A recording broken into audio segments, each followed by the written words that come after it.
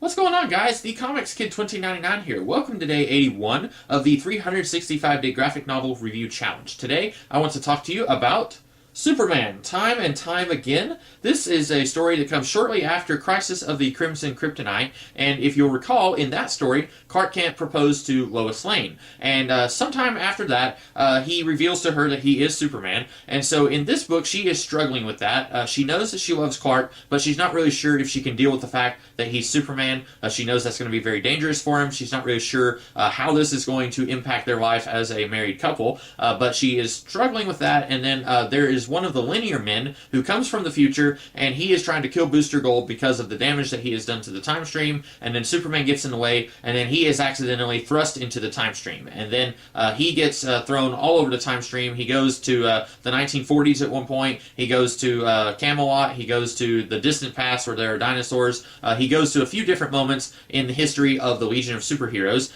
and finally he comes home. And then there are two other stories here that are completely unconnected to that, but they also involve time travel, and they're from shortly after this, kind of the same time period. And they have Wave Rider, and some of the other linear men are in those stories. And whether you like or dislike this story is going to entirely depend on whether you like or dislike time travel. Now, I like time travel for the most part whenever it's done right, whenever it's a well-told story, but I know people who, even when it's a very good story, and it's told well, and it's not contrived or anything like that, there are people who still hate time travel. And if you're one of those people, obviously you need to stay away from the story because it is full of time travel. It's got it all over the place. Now, even if you like time travel, you may not like this book. There are a few things about it that I didn't care for. I think it could have been shorter. I think you could have gotten to the same ending here in half the time. It didn't have to be a 6-issue storyline. You could have taken out a couple of the moments that he time travels to, like in the 1940s and the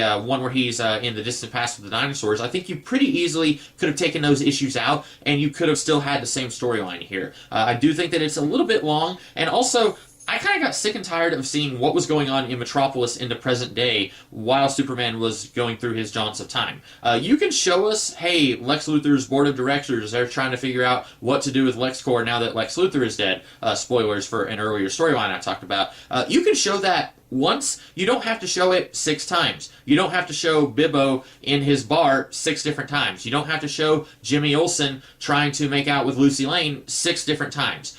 You can show each of those instances once just to kind of give us a quick reminder of what's going on in Metropolis during this whole entire storyline, but you don't have to keep showing us that stuff over and over and over again without actually making any headway on any of those subplots. So that was a little annoying, but it's not too bad. I mentioned this in a video review that I did of this like 4 years ago, that this is pretty much the exact opposite of Superman Exile, where Superman Exile, Superman was the most boring part of the book, but the stuff happening on Earth was very interesting. This is the opposite, where Superman and his time travel adventures are, for the most part, pretty interesting and exciting, but then all the stuff going on in Metropolis, I just want to skip over that and get back to Superman in Camelot or meeting the Legion of Superheroes.